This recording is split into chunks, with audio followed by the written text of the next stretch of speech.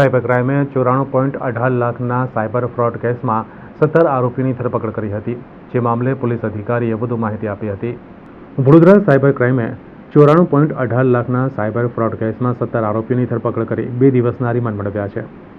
વડોદરામાં સનફાર્મા રોડ પર વેદાંત ડુપ્લેક્સમાં રહેતા મૂળ આંધ્રપ્રદેશના બેડુ દોરી અગાઉ ખાનગી કંપનીમાં નોકરી કરતા હતા.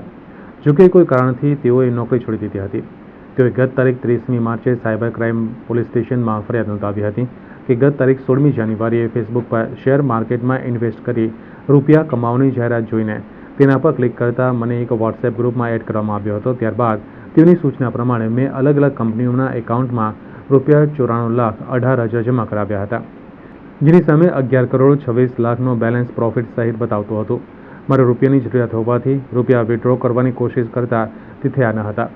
આ અંગે એન્જલ સિક્યુરિટીની મેલિસાક નામની કંપનીના કર્મચારીને જાણ કરતા તેમણે મને કહ્યું હતું કે 3% લેખે 33 લાખ જમા કરાવશો તો રૂપિયા વિડ્રો થઈ શકશે. એટલે મને શંકા ગઈ. આ કેસમાં સાયબર ક્રાઇમ પોલીસે વડોદરાના જે 17 આરોપીની ધરપકડ કરી છે.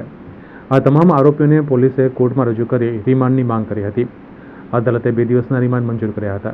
આ મામલે पुलिस अधिकारी पत्रकार परिषद योजी વધુ માહિતી આપી હતી. Cyber crime police station Baroda city में 12/24 का एक गुनाह दाखिल हुआ था, जिसमें भोग बननार के कुल 94,18,000 रुपीज़ अलग अलग स्टेज पे जो आरोपी है उनके अकाउंट में जमा हुए थे, जिसकी टेक्निकल ह्यूमन इंटेलिजेंस और मनी ट्रेल के द्वारा जिन जिन आरोपियों ने इसमें से कुछ अलग अकाउंट में 5-5 लाख रुपए जमा हुए थे, जो अकाउंट बड़ौदा के थे, कुछ अकाउंट सूरत के भी है, कुछ अहमदाबाद के भी हैं. तो